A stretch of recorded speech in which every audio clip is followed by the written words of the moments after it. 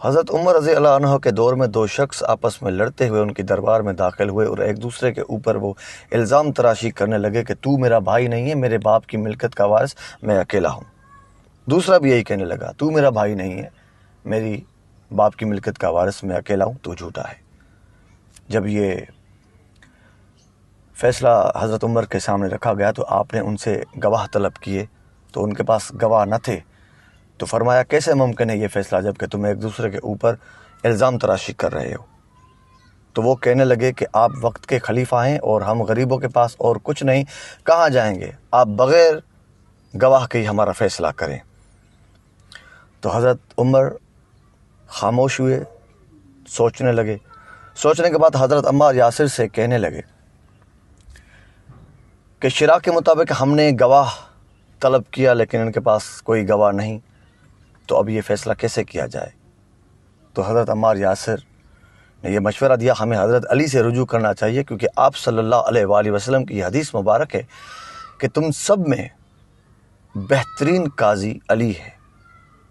یہ سنتے ہی حضرت عمر رضی اللہ عنہ نے حضرت عمار یاسر کو دعا دی کہ اللہ تمہیں اس کی جزا اور خیر دے۔ کیا خوبصورت بات یاد دلا دی، بے شک علی بہترین فیصلہ کرنے والے ہیں۔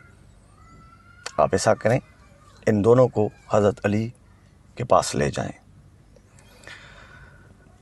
حضرت عمار یاسر فرماتے ہیں کہ جب میں باب العلم کے دروازے پر گیا،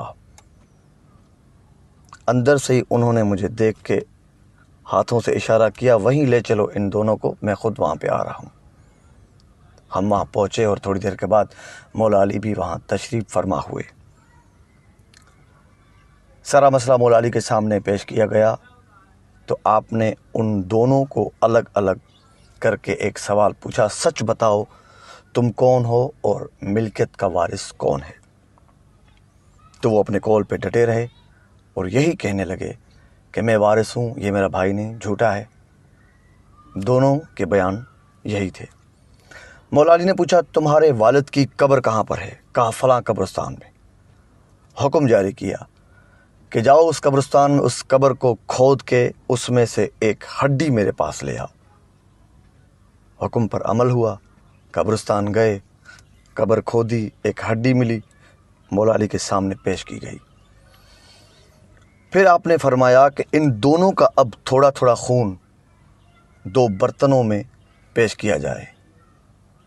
ان دونوں کا خون نکال کے دو برتن مولا علی کے سامنے رکھے گئے، ایک برتن میں ایک کا خون، دوسرے برتن میں دوسرے کا خون۔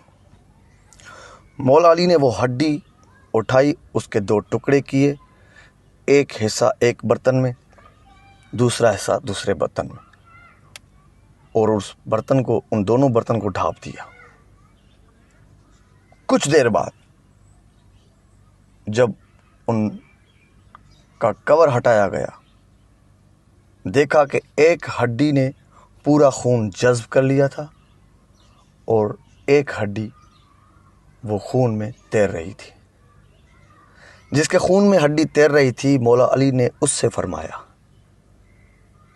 کہ اگرچہ یہ تمہارا باپ ہوتا تو اس کی ہڈی تمہارا خون جذب کر چکی ہوتی، جبکہ اس کے خون کو ہڈی نے جذب کیا ہے، تو یہ دونوں باپ بیٹے ہیں اور ملکیت کا وارث یہ ہے، تو جھوٹا ہے۔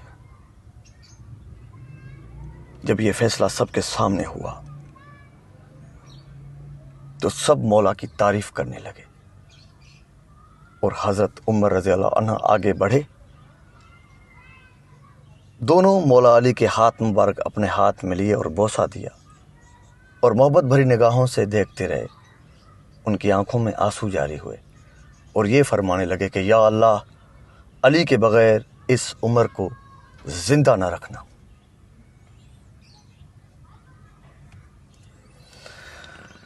یہ دنیا کا پہلا DNA ٹیسٹ تھا جو آج سے 1400 سال پہلے مولا علی نے ایک فیصلے میں کر دکھایا تھا۔ یہ فیصلہ، یہ بات آپ کو اچھی لگے ضرور کمنٹ میں رائے دیجیے گا، اور اگر یہ پڑھنا چاہیں تو کتاب کو کبدری میں آپ پڑھ سکتے ہیں۔ حیدر قادری، السلام علیکم۔